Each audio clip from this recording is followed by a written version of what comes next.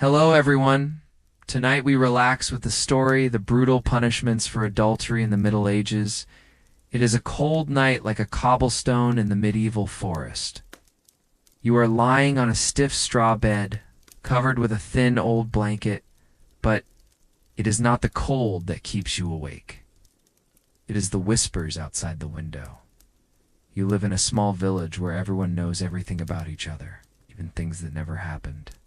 Here, even the look between two strangers can be considered evidence. Every whisper, every glance can be twisted into a terrifying accusation. Adultery, no cameras, no judges, just a curious neighbor and the villagers' vivid imaginations. Adultery, these days, is something that can be solved with divorce or a few arguments. But in the 13th century, if you were caught smiling a little too long at someone who wasn't your spouse sorry, you probably wouldn't live to explain. And no one cared why you did it. So before you get too comfortable, take a moment to like the video and subscribe, but only if you actually like what I do here. If you're watching in the dark, please share your location and local time. Now, turn off the lights. Let's relax together with tonight's journey. You had trudged home late. That day, your feet muddy and your head heavy. Perhaps you had a few laughs with the flower delivery man at the market. Something innocuous. But you had not seen the woman in the brown cloak standing near the butcher. She had stared at the two of you, then turned away quickly. The next morning, you wake up to a knocking on your door. Not a knock. A group of villagers are standing there, torches and whips in hand, their faces stony. No one says what you did. All they say is, "We have to check." And when a group of people say, "check," it means convict. They take you to the middle of the square. The wind is biting. You see blood clotted on the stone floor from an earlier trial. A man reads the charges aloud. There are no lawyers, no witnesses, just rumors in the eyes of the crowd. You look around, and you see that person. The person you just smiled and exchanged a few words with was also being dragged over, his face full of fear. Did you say anything? Maybe. But words have less weight than prejudice. The Middle Ages didn't. Need truth, just an excuse to punish. A strange story from Normandy tells of a woman who, for simply laying her hand on her neighbor's shoulder during a festival, was accused of sodomy. Her head was shaved, her face smeared with ash, and she was forced to walk around the village naked to baptize herself before God. You see, the concept of proof was a bit flexible in those days. From the 12th to the 15th centuries, regions such as Bavaria, Flanders, and even England used arbitrary punishments for adultery. From cutting off ears and carving words into foreheads, to burning objects and forcing the guilty to hold them. A form of mild torture? Historians still debate whether it was a disciplinary ritual or simply a way to vent collective jealousy. The most unpleasant thing here is not the pain, but the feeling of being stripped, not by clothes, but by judgment. A fall, an accidental hug, even a misunderstanding, all can turn into an unbreakable curse. You wonder, if it were a man, would it be like that? And you know the answer. While women are dragged through the mud, shackled with the word adulterer, men are often just given a warning or free beer for being brave. You once heard about a trial in Bruges where a husband caught with another. Man's wife was simply forced to go to church and confess, while the woman was tied to a post and whipped with a salt-soaked whip. Modern feminist historians call it a one-sided socialization of guilt, but back then, people just called it justice. You sit huddled in a corner of your cell, listening to the distant ringing of church bells and wondering whether you will be burned with an iron or forgiven by being forced to promise never to smile at anyone again. In the dark, you mumble, "I was just laughing, but who cares?" The truth doesn't help here. You are dragged from the dark. Musty room at dawn, when dew still clings to the cobblestones and your breath billows like smoke. But it's not because of the cold. You know where you're being taken, the square. where the whole village has gathered to witness the ritual purification. A beautiful name for a cruel scene. Before you is the iron chair, heated red-hot by hot coals. A real chair with a back and arms, but made entirely of cast iron. You hear the crackle of the fire in the furnace, and the smell of hot metal mingles with the lingering smell of burnt flesh from the previous execution. Someone says quietly, "It won't kill you if you sit fast." It sounds like a joke, but no one laughs. Children eagerly climbed up on the wooden crates to get a better look, while adults whispered comments as if they were picking vegetables at the market. You didn't know which scared you more, the fire or their eyes. "They deserve it," muttered an old woman. "They corrupt the moral fabric. You knew you were branded forever not by paper, but by collective memory. Something scarier than the law, because it never forgets. You are handcuffed, forced to stand in the middle of the square. The other person, the one you had only spoken to the day before, is no longer there. You hear that he claims you seduced. Him and you. You have no one to defend you, lone like a cat lost among wolves. From a distance, you see a blacksmith in a leather jacket approaching, tongs in hand. He checks the heat of the bench like a chef checks a roast. Then he nods. Everything is ready. A real event recorded in northern Italy in the 14th century describes the punishment of sitting in a red iron chair for women who have disgraced their families. According to the records, the victim would be forced to sit in the chair for a period of time long enough to create a mark of atonement, but not enough to burn her completely. A permanent reminder. Modern historians still debate whether this punishment was truly widespread or merely a form of symbolic deterrence in religious texts, but you know for sure, this iron chair is not symbolic. It is real, hot steel, waiting for you. You can't help but think of the most ridiculous thing. In many adultery trials, the accused is not even allowed to be cross-examined. One sideways glance, one accusation from a respected person, and you're done. It's like buying a one-way ticket without knowing you've booked a seat. The smell of burning. Iron begins to creep into your throat. Every breath feels like swallowing a small lump of coal.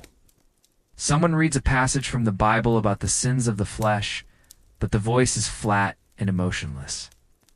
Like he's listing ingredients for soup. You remember a strange thing your grandmother used to tell you? In some regions, to determine who is committing adultery, people drop a frog down the suspect's skirt. If the frog jumps out, it means she is guilty. It sounds like a fairy tale, but in reality, such superstitious tests are considered legal. Here you have no frogs, only hot iron in the cold eyes of the town. An old man approaches, apparently a representative of the village council. Asks you if you have any defense. You don't answer, because you know full well, no answer will cool the iron chair. "All right," he said, "this is not punishment. This is cleansing." Oh, that sounds noblant. Till you realize purification means sitting on a hot iron until your skin makes a grilling sound. Another woman, standing in the crowd, whispered, "They should have tied them both up." And you understood that even. If you escaped from the chair, you would still carry an invisible sentence for the rest of your life. A person who had been indecent, a person worthy of suspicion. You are pulled closer to the chair. The iron is hot and glistening in the morning light. You feel your knees buckle, not from fear, but from the absurdity. How could it have gone? So far for a smile? And then, from somewhere, a voice said, "Stop." A man, a priest perhaps, stepped out of the crowd. He said something about mercy and forgiveness. You didn't understand, but you did know that eventually you were taken, not sat, but dragged back to your cell. You're not free, but at least your skin is intact. At least for now, you don't know what's more terrifying, being burned or being forgiven and still treated like a piece of trash by the whole village. You'd think that after almost being put in the iron chair, it would be over. But no, the Middle Ages weren't so forgiving. Forgiveness didn't mean forgetting. Forgiveness meant they would let you live, to make an example, and the example must go with the performance. You are assigned to a village soldier to escort you, but instead of taking you home, he leads you to a small room behind the church, where a large engraved iron ring is being cleaned with rags and vinegar. The ring is clearly engraved, Adultery Latin. For adulterer, put this on and walk through town, the soldier said, as if asking you to buy some bread. The iron collar was clamped around your neck, not so tight as to suffocate you, but enough to humiliate you. 2 small bells dangled from the collar, ringing every time you moved. You were led out onto the main road, where the horses pulling the carts avoid you, leaving behind the stench of manure. No one needs to look closely at the collar or the sound of it is enough to tell everyone the insulted one is passing by. What shocks you most is not the curiosity in their eyes, but the familiarity in them. The shoemaker who once made your shoes, the grocer who once gave you the apple. They all now look at you with a mixture of sadness and contempt. They know you. They know you now. In the crowd, a child pointed and laughed, and the mother pulled him back, scolding, "Don't tease her. Don't look." But her eyes were more poisonous than her child's laughter. You try to walk as fast as you can, but you can't. The soldier walks slowly behind you, as if to prolong his torture. With each step you take, a bell rings, reminding each paving stone. This is a sinner in rural France in the 14th century. Documents describe a similar ritual, a 3-mile confession procession, in which the accused adulterer walked barefoot, wore a necklace, and wore his cloak inside out, a symbol of his soul's inversion. Historians still debate whether it was a Catholic tradition or a blend of folk superstition and misogyny. You think, how could this society do such a cruel thing in the name of morality? But then you hear a man laughing loudly. It's just to preserve the marriage. A joke? Maybe, but it was laughed at by the whole street. You're not alone. A man who was arrested for having an affair with another man's wife says he was only made to recite a public penance. No iron bars, no bells, no procession. When you ask the guard escorting him why he wasn't punished like you, he shrugs. Well, because he was a strong blacksmith and knew how to work. And you. He didn't finish his sentence, but you understood. You were a woman. And that was the verdict. An interesting fact that few people know is that in some parts of Northern Europe, people used to print bread with the word adulterer on it and force the guilty person to eat it all in the market. If they couldn't chew it, they had to bite their tongue. Your tongue is dry, but you can't complain. Complaining is useless here. You look up, searching for sympathy in the crowd. A pair of unfamiliar eyes meet yours, then quickly look away. No one wants to be associated with her. The collar starts to tighten around your neck as you walk up the hill. You try to adjust your pace, but the bells get louder. An old woman throws a handful of trash at your feet. "Don't let that thing walk past my door." Your head starts to spin. The sun is high in the sky, sweat is running down your neck, forming in the grooves of the iron ring. Each drop is like salt in a wound. The last soldier signals you to stop. At the church gates, the parade ends here, where the priest blesses you actually, places his hand on your forehead and says, "May you not make the same mistake again." You don't remember whether you nodded or just stood there, stunned.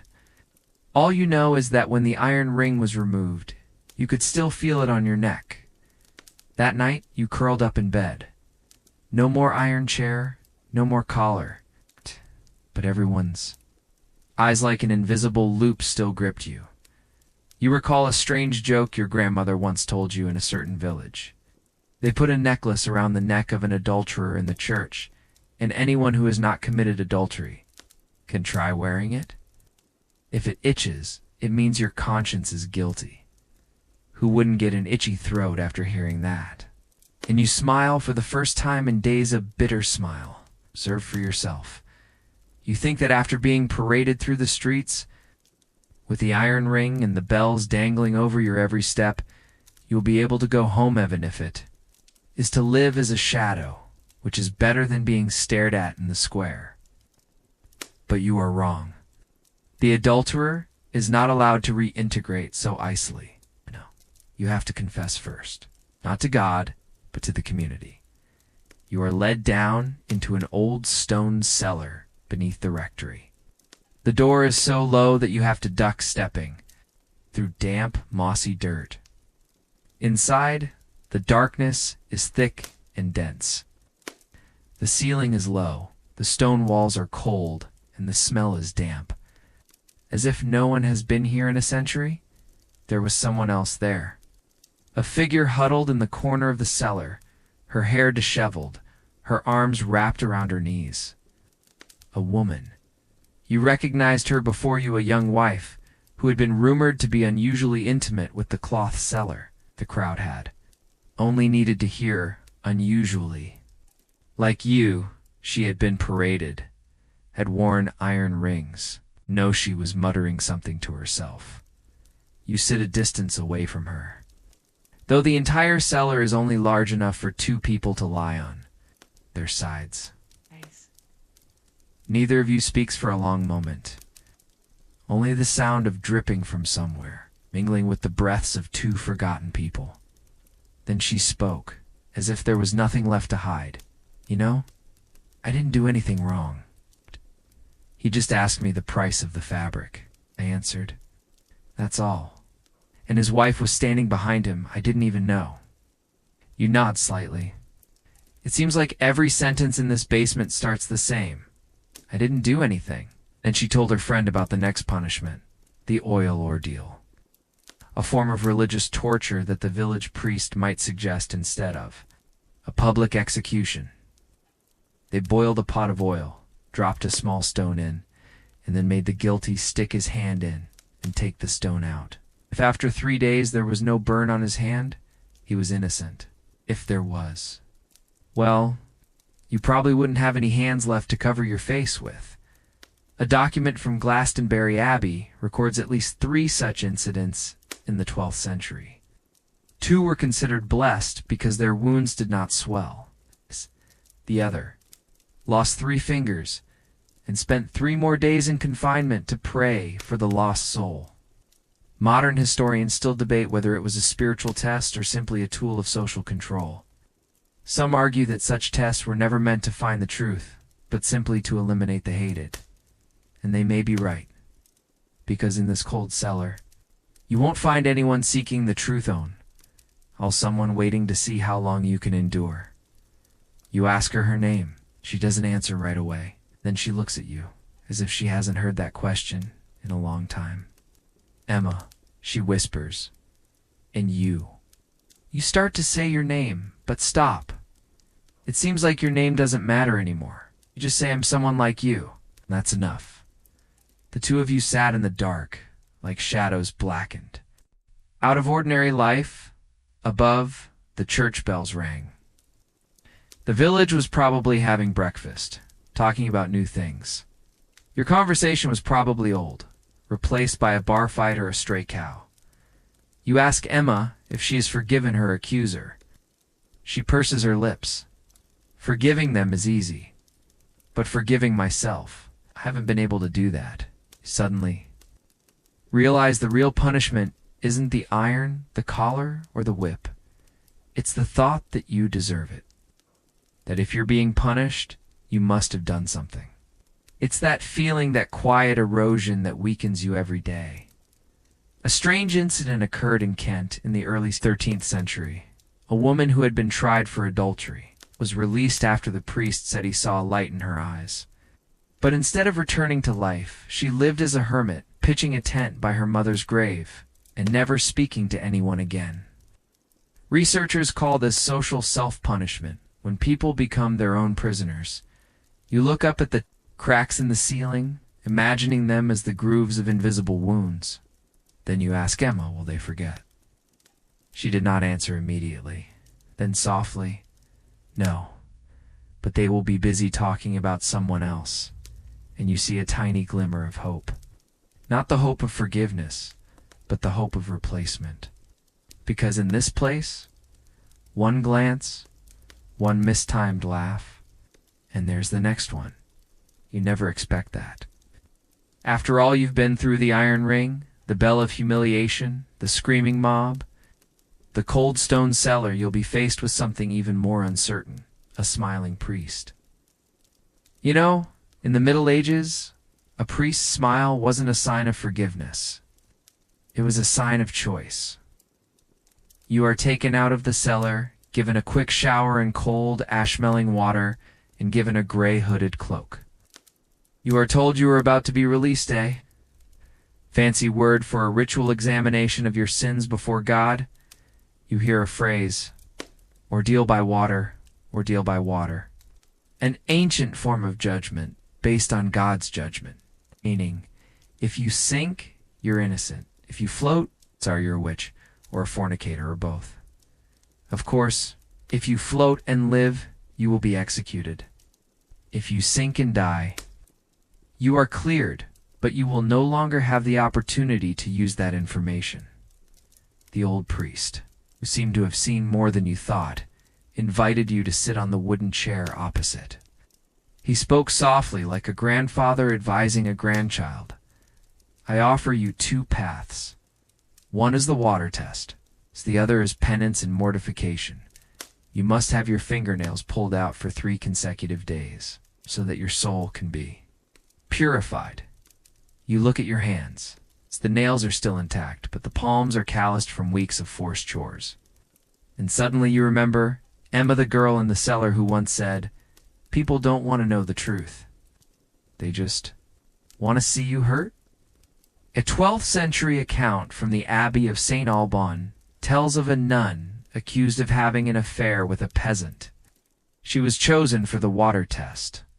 She was tied with her hands behind her back and lowered into a holy well where people prayed that the water would reject the impure soul she floated.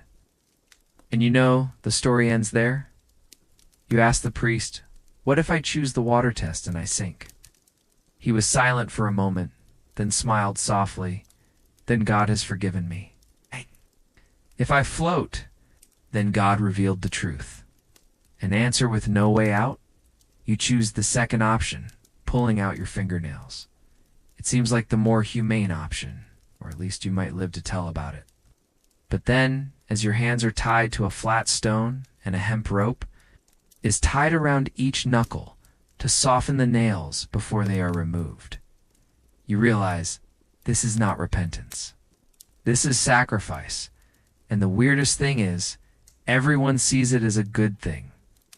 "This is to cleanse your soul," the young acolyte says as he pulls the first nail, blood soaking the cloth. You grit your teeth and don't cry, not because you're strong, but because you know that crying is more memorable than confession. Some scholars today still debate whether such punishments were actually widely practiced, or whether they were just over-documented religious symbols. But if you ask anyone who has ever felt a nail puller, they won't talk about symbolism. They'll talk about pain and how others enjoy your suffering. You are given a break to pray. No one offers you medicine. No one asks if you want to stop. Only the singing of the nuns echoes down the stone corridor, and the smell of incense in the air makes you nauseous. You suddenly remember something. A village priest was once caught having an affair with a widow. They were both put on trial, but he was transferred to another monastery to be purified by doctrine and isolation. And the woman? No one has seen her again. Some say she drowned herself. Some say she was taken into the woods and left there. You realize in this system the challenge is not to find the culprit, but to maintain order. An order in which women are always the ones who have to bear the brunt. In the middle of the night, you sit alone in the small stone room, your hands wrapped in bandages, aching like 1,000 needles gently biting you. You can't sleep. Not because of the pain, but because of the whispering in the hallway. The children who help you are playing mock trial. Oh. One is playing the priest, the other, the adulterer. Oh. They laugh. And you think, if even children find this a joke, then all your pain turns out to be just a part of it. A play that repeats itself endlessly.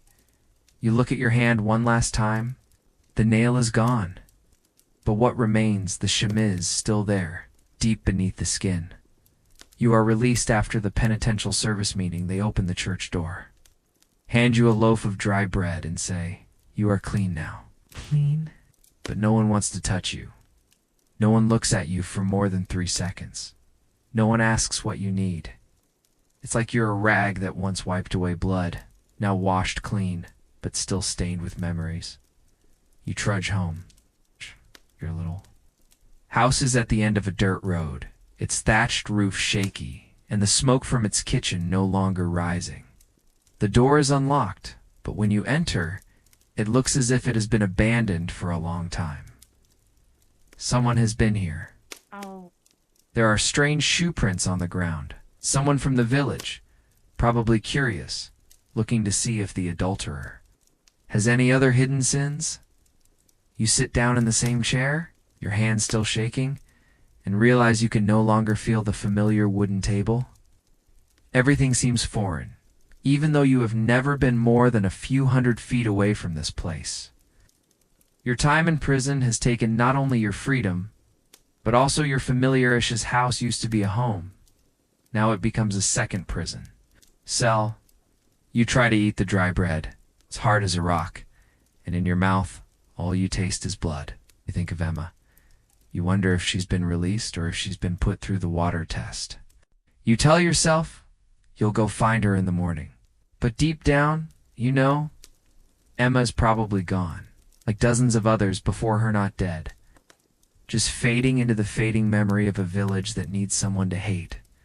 A true story that took place in Saxony in 1307 tells of a woman named Margareta who, after being convicted of adultery, was returned to the community. But instead of being welcomed, she was forced to live in a hut built next to a cemetery, where it was believed that fallen spirits would not be able to spoil crops if they were near the dead. She lived for 3 more years and no one spoke. To her, even children were told to throw stones at her when they passed by.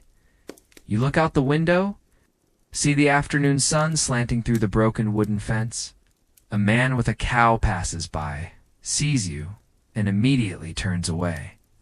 You want to call out just to say hello, but your throat is dry. Not from pain, but from shame.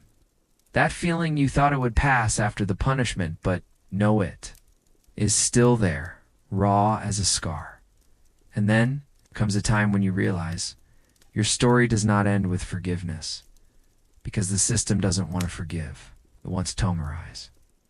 And it will pass on your memory through the mouths of old people, the gossip of children, and the glances in the marketplace. You become part of a living history, but a false history. A notable academic. Debate took place in the 20th century between 2 schools of historians.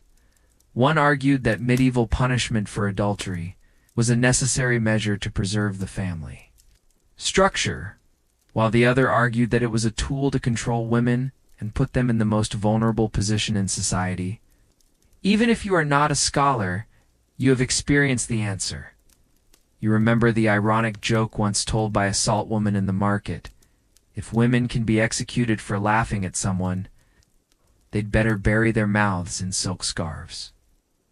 And now you find it not funny, because silk scarves can be pulled down, and rumors never go away. At night you hear someone passing by your house.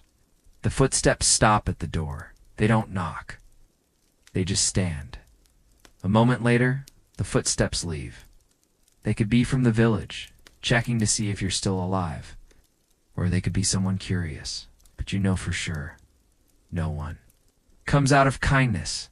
You sit in front of the dead fireplace, staring into the cold ashes. The ashes don't tell you what they were, a warm fire or a burning one. You don't know who you are anymore. A survivor or a forever branded one? There is a knock on the door. Soft, cautious. You don't get up right away. You know that in this society, every knock carries with it two choices. One is hope, the other is disaster. You slowly walk to open the door, and behind it there is no one. There was only one piece of paper. On it was written one sentence, in shaky handwriting. I am the same as you. I have not forgiven them. I forgive myself. You stared at the words, feeling your eyes heat up for the first time in days. Life may not be the same.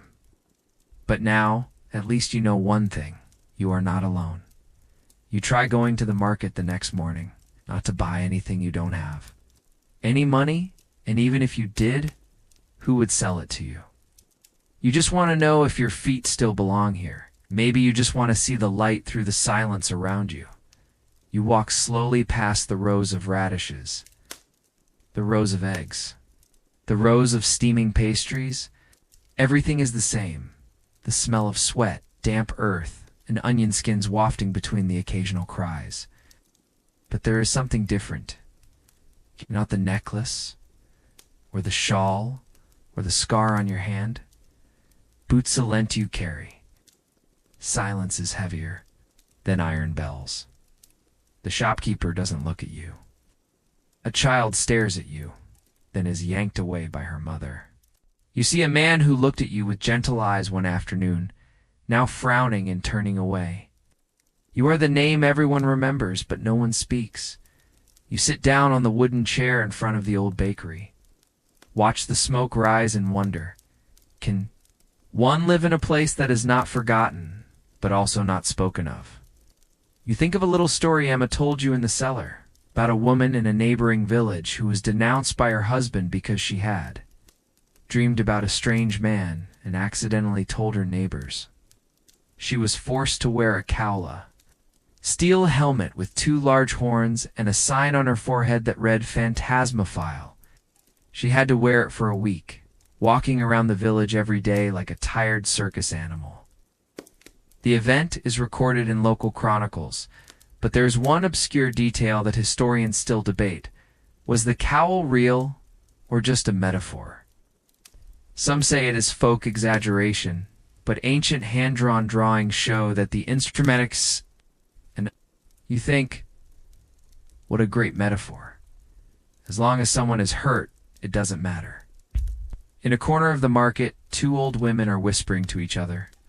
One looks at you and says softly, but loud enough for you to hear, "You still look like you can walk." The other woman smiles slightly. Shh. Nothing harsh, nothing obvious, just a comment that is as vague as a knife hidden in your shirt. You get up and leave the market. On your way back, you see the door of a house ajar. It belongs to the blacksmith couple. The wife who used to smile at you every time you went to get water now slams the door as you pass. A baby cries inside, but no one answers. You might recall a curious fact recorded in Bavaria in the 14th century.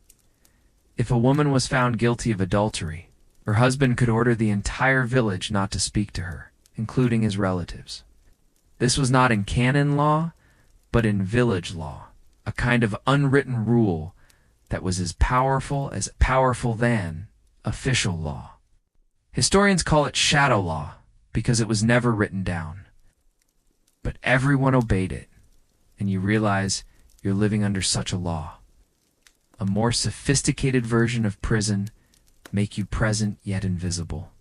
No one arrests you but they.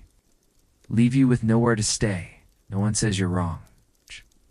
But they don't give you a chance to be right either. You come home to find a bundle of straw tied with twine in front of your door.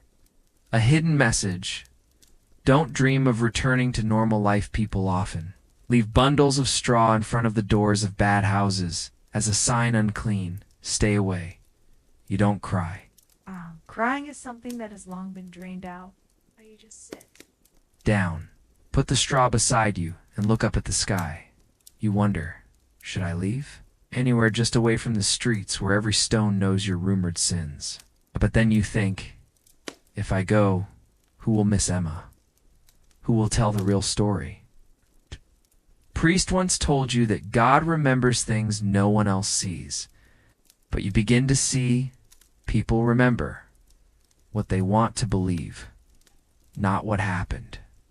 You are not a hero. You do not need anyone to write your history.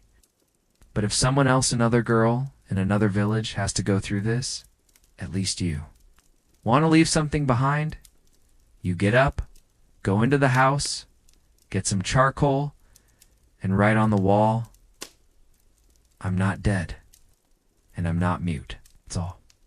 Then you sit down next to the hay and wait not for anyone to come, but to see if there's anyone in the world brave enough to look at you without turning away.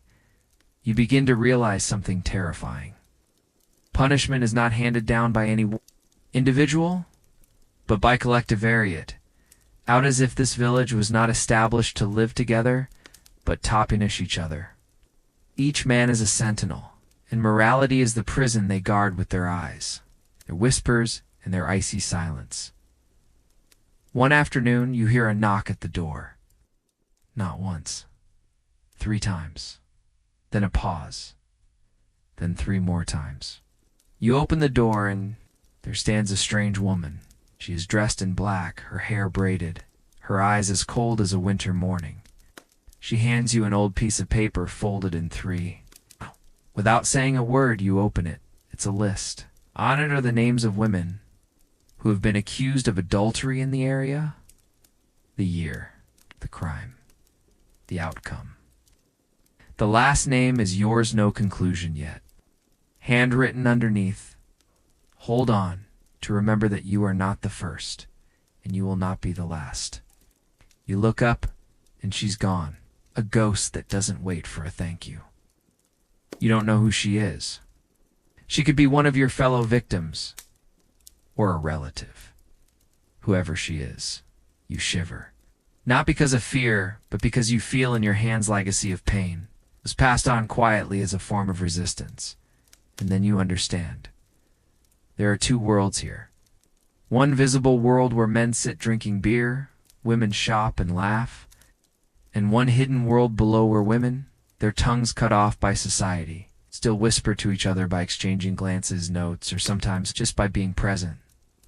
Recent study by feminist historians shows that in some rural areas of Europe, notably France, Italy, and Hungary, groups of women who had been accused of marital disorder quietly formed survivor networks.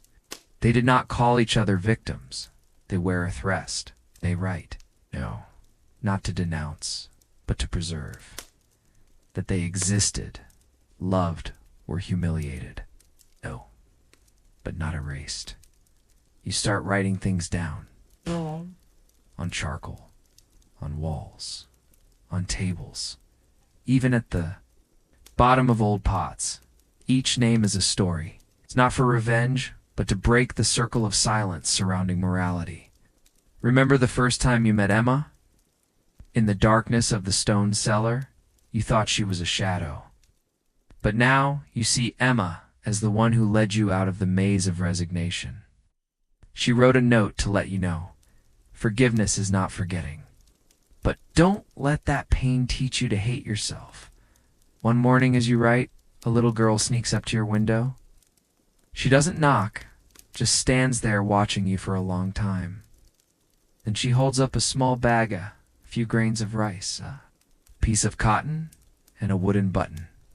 You don't understand, but you nod. The girl smiles and runs away, her hair flying behind her. For the first time, you see hope come in small, wordless forms. You might recall a strange fact. In a 15th century southern Italian village there was a perverse custom. If a woman convicted of adultery received a public gift of food for 3 consecutive days, her sentence would be reduced.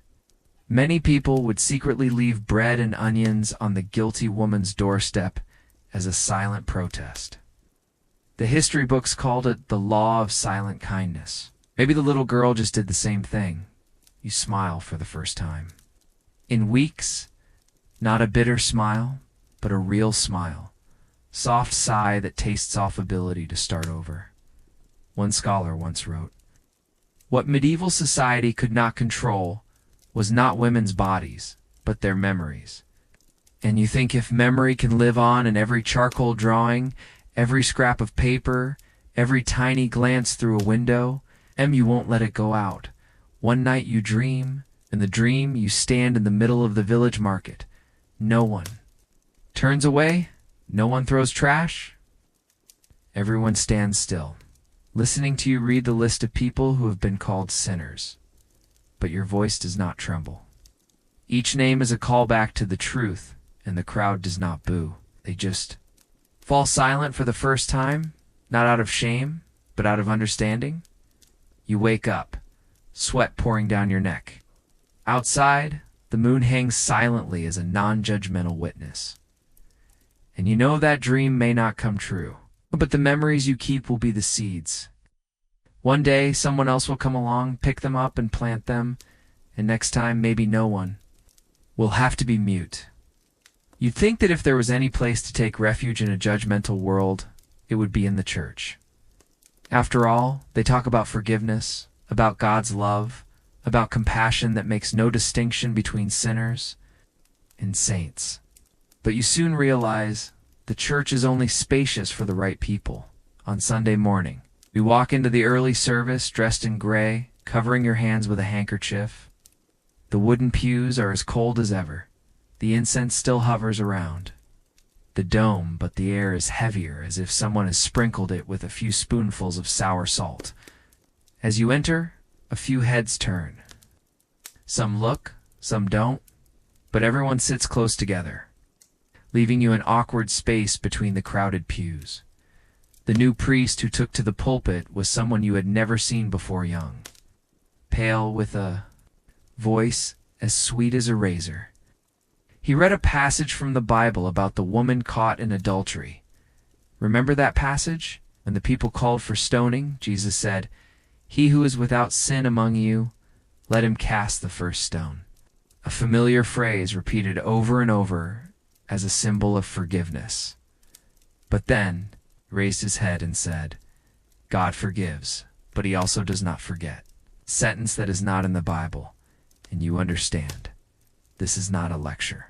This is a sugar-coated warning. Forgiveness may be God's job, but punishment is a job that humans have always found more interesting. You sit still, not bowing, not praying. In your mind's eye are images of other women: Nima, Margareta, the girl on the list you've never met. They've all sat in the same wooden chair, with the same lost look in their eyes. And perhaps they've all hoped for some kind of teaching to bring some light. But in the Middle Ages, the light of the church didn't always shine on everyone. A document from Revo Abbey records a nun who was caught secretly writing a letter to a blacksmith. No one knows what the letter said. What we do know is that she was subsequently banned from receiving communion for 10 years, while the blacksmith was punished. By donating 2 bags of coal a month to the abbey, scholars still debate why the punishment was so asymmetrical. Some say it was because of the symbolic value of female purity. But you know, it was really just because they may beat us. So you walk out after the service, but you don't leave. You walk around the back of the church, where there's an old stone wall with faded handwriting. Prayers from the last century. Between the cracked letters, you carve one more line. I used to believe this was a place of salvation. No one sees you do it. That's the only consolation. You sit for a while under the old fig tree next to the chapel, tracing your scars that have not yet healed. An old woman from the village passes by and stops. She says nothing. She just puts an onion down next to you and then silently continues. On her way, you don't know if it's out of pity or out of silent sympathy. But you nod, as if you understand something that doesn't need to be said. A curious fact has been discovered in the records of a small village near Bruges. Every year, on the night of the winter solstice, the women of the village would leave.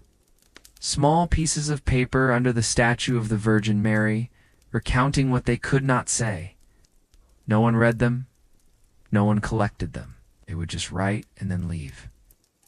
After 3 days, the paper would be burned to ashes, then scattered around the vegetable garden. To sow again what was lost, as one old farmer once said. Ask yourself, if I leave something behind, who will read it? And if no one reads it, is it even meaningful? And then you answer yourself, yes. Because a memory written down, even if no one reads it, is still stronger than a silence kept forever. On your way home, you hear the church bells ringing again. Each one reminds you, you have been defined. But you don't walk fast. We walk slowly. Because for the first time, you no longer feel shame for your past. You only feel regret for a society that once chose to uphold morality by hurting its weakest. And what's more regrettable is that the faith you once had is now just a worn stone. You begin to hear your name spoken again. Not loudly, not clearly, but enough to know that someone is whispering about you not as a criminal, but as a character in a story you can't decide whether to hate, love, or forget. One early morning, when the dew still clings to the grass and the village is still asleep, you walk to the edge of the forest. Your steps are slow, but sure. In your hands is a thin book you have written, in charcoal, on pages you have collected over months. A list of the women who were convicted, their stories, and your own. You are not a writer, but you are a witness, and in a time when history is written in blood and power. Your very existence is an act of resistance. You come to the old oak tree, which once served as a public execution site. You know it because you've seen the rusty iron hooks and the half-carved marks on the trunk. There you bury the book, not to hide it, but to consign it to time. You tell yourself, if someone happens to dig it up, they will read it. If no one finds it, at least the ground is holding a part of the memory that has not been distorted. You return to the village and find something strange. There is a piece of cloth in front of your house. It is not a bundle of straw like before. It is a small piece of linen embroidered with a flame and the words, "We are still here." No signature, but you know, they're the ones who were banished, judged, labeled are still alive, somewhere in neighboring villages, or right herein. This village, hiding in the roles of someone's wife, someone's sister, someone's mother. They have no names, but now you give them a shared memory. Modern historians still debate whether there was a secret society of women convicted of adultery during the Middle Ages. Some claim it's a legend. Others find fragmentary evidence repeated. Symbols embroidered on sleeves, small symbols carved into stone, or folk songs that contain dark stories. But you know, not from books, but from survivor's intuition. Forbidden memories will always find their way back, and so you go on. Not fully forgiven, not publicly welcomed, but no longer a shadow.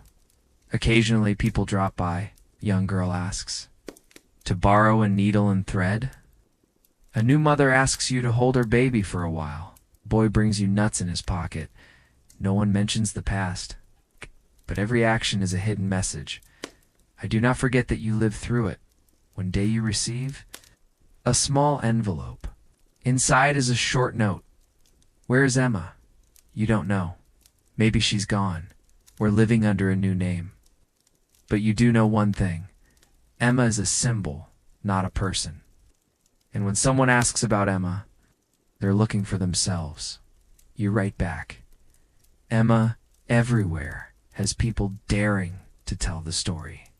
And then you sit down in the afternoon sun, looking out at the soft sky, for the first time, without fear. No more torture devices, no more dirty names, no more secret trials. Just you with your story not to cry about, but to survive. You don't win, but you don't get swallowed up either. And sometimes just living on, quietly but not retreating, is a form of justice. Thank you for coming with me on this journey tonight. While this story is heavy and sometimes painful, I hope it makes you think. Take care of your sleep, and if you are still awake, I wish you a peaceful night. See you in the next video. Good night.